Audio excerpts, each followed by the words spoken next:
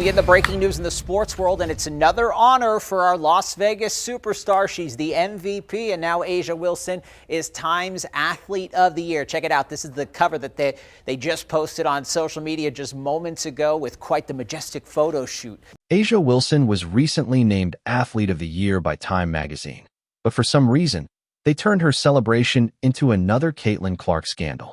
Half of the piece, which was meant to highlight A'ja's dominance, was devoted to criticizing Caitlin, the same athlete who had just named Sportswoman of the Year. Fans are enraged, the internet is on fire, and Time magazine is being called out for utterly missing the mark. This was more than poor journalism. This was a masterclass in sabotaging oneself. Do you believe that the media intentionally fabricates these Caitlin Clark disputes, or are they simply out of touch? So then we dive deep into it, and it seems like there's some paragraphs from this article that put down Caitlin Clark in order to prop up A'ja, which is crazy because if you guys remember, Caitlin Clark was Time's Sportsperson of the Year just last year. So I haven't actually gone into detail reading these. Let's discuss the actual events that A'ja Wilson was named Time Magazine's 2025 Athlete of the Year in an article. And look, A'ja is deserving of praise. It was her third WNBA MVP award.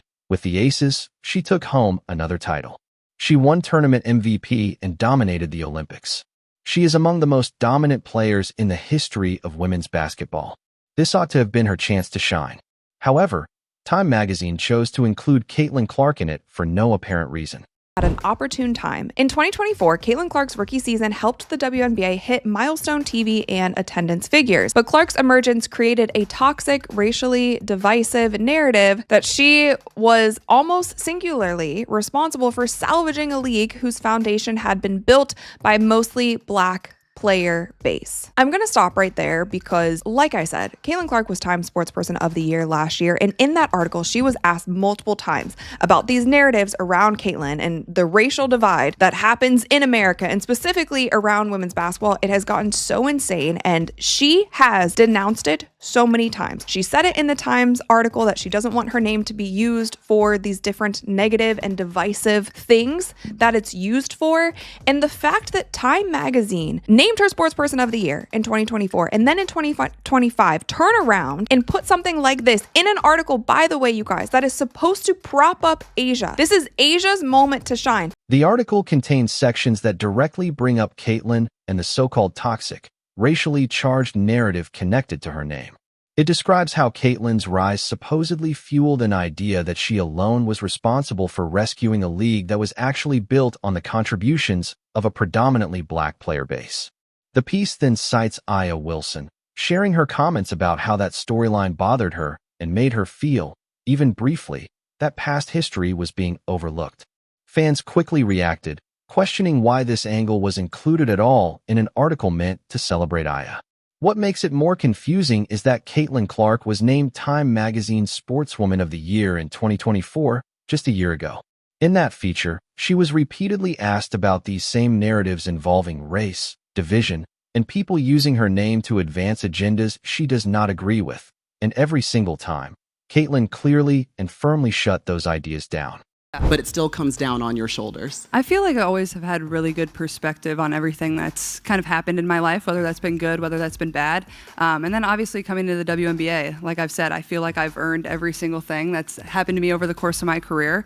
But also, I grew up a fan of this league from a very young age. Like, my favorite player was Maya Moore. Like, I know what this league was about.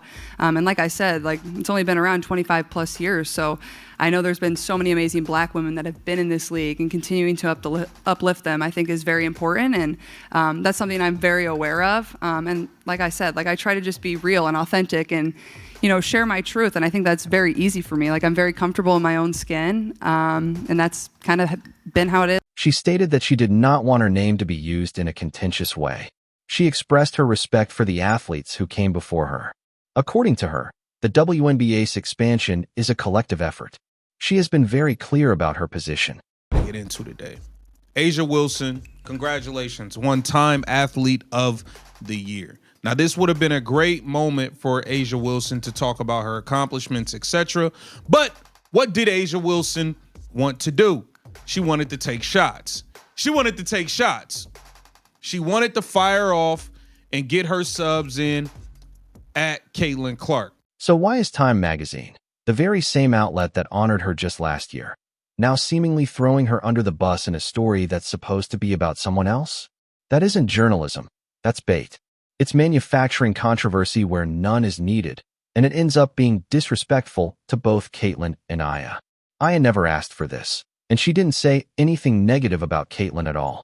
The choice to steer the article toward conflict instead of celebration was entirely the journalist's decision. When you look at the actual quotes, they acknowledge that Caitlin's meteoric rise came at the perfect moment and helped the WNBA reach major television and attendance milestones, which is true. But then they immediately pivot to claiming her emergence sparked a toxic, racially divisive narrative, and that's where it falls apart. Caitlin didn't create that narrative. The media did, fans did, politicians did, while Caitlin herself has been trying to separate from it since the very beginning. Possible. This is Asia's time to shine. Why are we even bringing this up? Why are we bringing up the toxic, racially divisive narrative around Caitlin Clark that she had nothing to do with? And the fact that Time magazine chose to inject this topic into an article about Aya is insulting because Aya's achievements have absolutely nothing to do with Caitlin. Aya earned her MVP on her own. She won a championship on her own. She dominated the Olympics on her own. So why is Caitlin's name even being mentioned here? Why shift the conversation to racial division when the entire point is supposed to be celebrating Aya's greatness? It simply doesn't add up. The article then quotes Aya saying, "It wasn't a hit at me because I'm going to do me regardless. I'm going to win this MVP. I'll win a gold medal. Y'all can check my resume. It was more so, let's not lose the recipe. Let's not lose the history." She adds that it felt erased for a moment. And I understand where Aya is coming from. She's proud of the WNBA's history and the players who built the league, and she has every right to be. But here's the issue, that history wasn't erased. No one is claiming the WNBA didn't exist before Caitlin Clark. What people are actually saying is that Caitlin brought a new level of attention to the league, and acknowledging that isn't disrespectful to the players who came before her. It's simply the reality. The WNBA had been growing steadily for years. Then Caitlin arrived, and the growth didn't just continue, it exploded.